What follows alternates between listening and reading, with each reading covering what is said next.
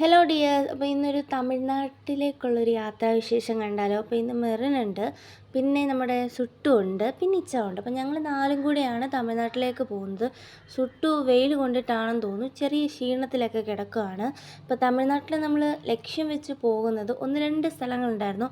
പക്ഷേ ഒന്ന് രണ്ട് സ്ഥലങ്ങളിലെ വീഡിയോ ഫോട്ടോ ഒന്നും എടുക്കാനുള്ളൊരു മൈൻഡ് എനിക്കില്ലായിരുന്നു. പിന്നെ ഞങ്ങൾ വീഡിയോ എടുത്തതെന്ന് വെച്ചാൽ ഈ മുന്തിരിത്തോട്ടത്തിൽ പോയപ്പോഴായിരുന്നു. നല്ല അടിപൊളിയായിരുന്നു.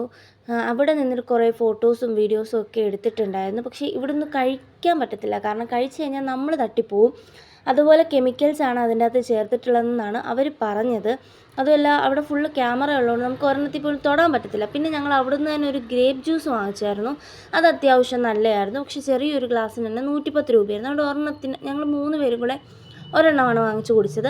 അത് കഴിഞ്ഞിട്ട് ഞങ്ങൾ തിരിച്ചിറങ്ങാൻ തരാം നമ്മുടെ സുട്ടുവിനെ കാറിലെല്ലാം ഫുള്ളിരിക്കുന്നത് അവനെ എടുത്തിട്ട് വെളിയിൽ വന്ന് അവനെ ഒന്ന് റീഫ്രഷ് ആക്കി.